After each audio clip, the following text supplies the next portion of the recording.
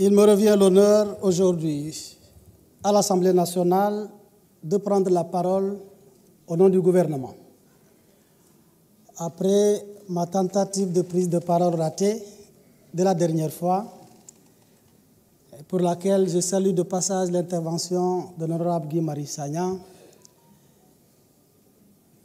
qui s'inscrit dans le cadre de ce changement systémique que j'inscris dans le cadre de Djub Jubal Jubanti et que je prends avec beaucoup de philosophie, même s'il faut accepter qu'il est intervenu pour exercer un droit par appel au règlement, éviter la prolongation au-delà de minuit, même s'il est intervenu, lui, au-delà de minuit, pour empêcher un autre d'intervenir au-delà de minuit.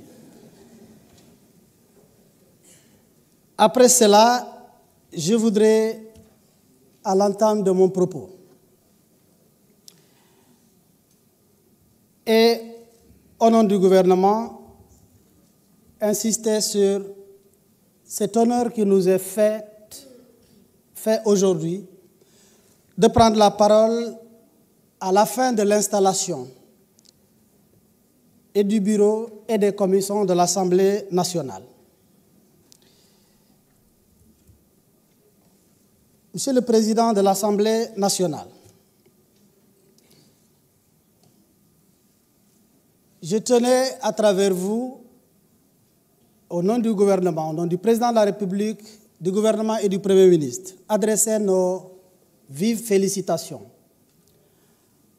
à tous les députés de la 15e législature qui viennent d'être installés à leurs fonctions, à toutes les commissions, les membres des commissions dont le secrétaire vient de donner lecture et pour lesquels l'Assemblée nationale vient de ratifier. À tous les présidents de bureaux et de groupes parlementaires et leurs adjoints, à tous les membres du bureau de l'Assemblée nationale, à la tête duquel Son Excellence, le président de l'Assemblée nationale du haut de vos fonctions de deuxième personnalité de l'État. Au nom du gouvernement, donc, et à mon nom personnel, à ma qualité de ministre en charge des relations avec les institutions,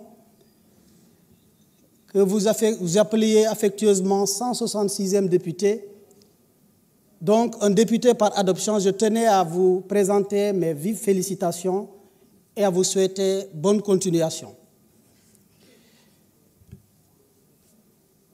Monsieur le Président de l'Assemblée nationale, honorables députés, il me semble indiqué, avant de poursuivre mon propos, d'évoquer le contexte dans lequel se déroule cette installation.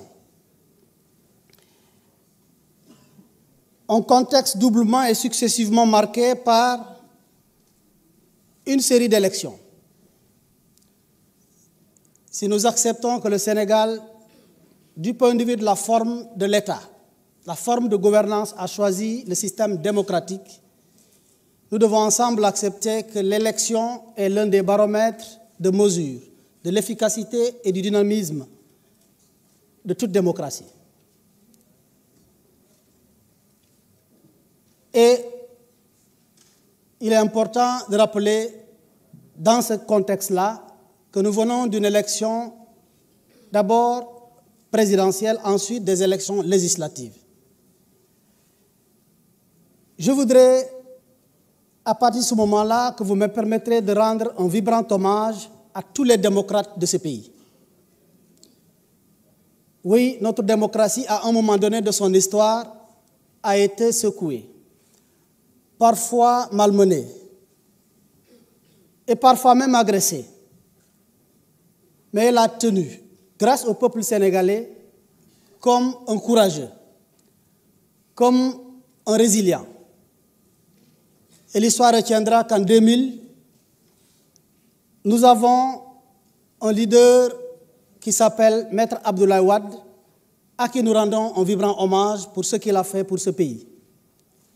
La même histoire que nous avons en partage a aussi retenu qu'en 2012, nous avions le président Macky Sall, qui à un moment donné de rendez-vous de l'histoire a tenu.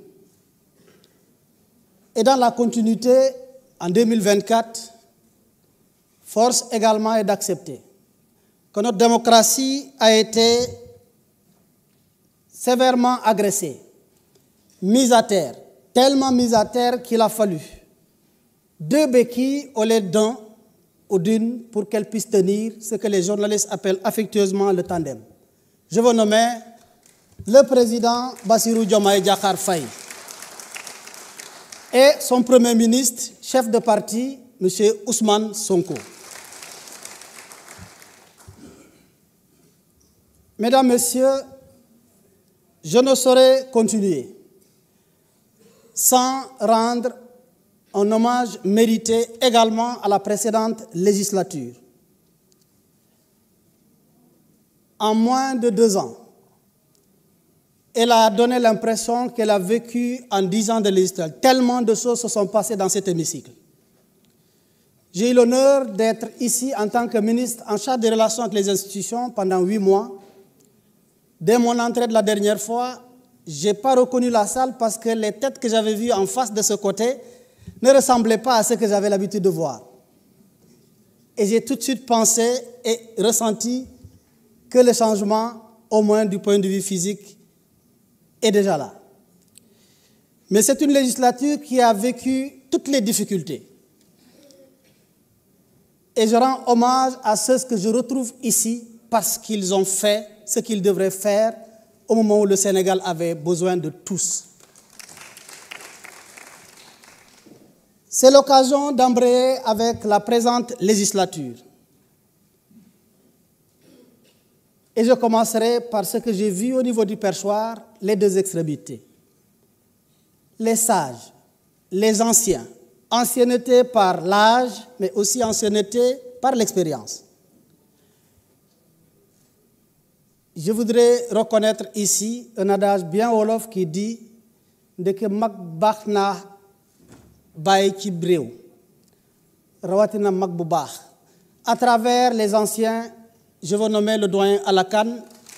Je voudrais vous rendre un vibrant hommage et j'ai compris après pourquoi ceux qui ont fait le choix sur les anciens et les plus jeunes en même temps. J'ai compris combien ils ont raison. Malgré le fait, sans entrer dans l'indiscrétion, le doyen Alakan n'avait pas à un moment donné voulu venir ici. Mais moi j'ai compris enfin pourquoi ils vous ont choisi. Bravo pour ce que vous avez fait lors de l'installation. Et à travers vous, tous ceux qui sont ici, doyens, et par l'âge et l'ancienneté. Je voudrais m'adresser enfin aux plus jeunes. Sans donner l'impression d'être donneur de leçons, nous sommes le gouvernement. Je parlerai avec la plus grande retenue. Mais je voudrais vous emprunter la casquette de député par adoption puisque vous m'appelez 166e. Aux plus jeunes, je voudrais leur demander de reprendre davantage confiance en eux. Quand vous allez dans un endroit pour la première fois, même pour ceux qui ont été à l'école, ils comprennent que quand vous passez en classe supérieure, vous trouvez parfois ceux qui ont dû faire 2 fois, 3 fois la même classe. Les premiers mois ne vont pas être ressemblés aux derniers mois. Prenez confiance sur vous et sachez qu'à votre âge, certains des doyens n'avaient pas et n'étaient pas à votre place. Et que dans quelques mois, avec l'appui du président de l'Assemblée nationale en termes de formation, en termes de renforcement de capacité, vous comprendrez que vous êtes appelés à briller. Vous êtes appelés à être les meilleurs dans cette Assemblée nationale. Cela dit, je voudrais que vous me permettiez de rendre un hommage à votre président nouvellement élu. Excellence, Monsieur le Président de l'Assemblée nationale, pour ne plus vous appeler chers collègues, encore moins vous tutoyer, je voudrais vous rendre un hommage pour d'abord ce que vous avez fait au sein du gouvernement et au sein du ministère des Infrastructures, des Transports terrestres et aériens. Je n'ai pas eu l'opportunité de prendre la parole la dernière fois, mais je sais que vous êtes si jeune du point de vue de l'âge Mais l'expérience, l'engagement, l'ambition et surtout l'amour que vous avez pour le Sénégal sera l'aiguilleur qui conduira chacun de vos pas vers le succès. Ce que vous avez réalisé au niveau du ministère des Infrastructures, j'aurais bien aimé parler avant ce qui est survenu ne survienne. Parce que je sens que c'est lourd. Je sais qu'on ne pourra pas remplacer El Malick. On peut simplement le succéder et faire dans la continuation, mais dans l'innovation. Mais vous avez marqué de façon indélébile. Vous avez marqué sous votre magistère, ce ministère de façon indélébile. Et le peuple témoigne, le peuple sénégalais en est témoin. Je sollicite de vous prière, accompagnement, en vous demandant de ne pas décrocher si vite pour que ce qui doit être continué le soit et toutes les rénovations qui s'imposent également le soient.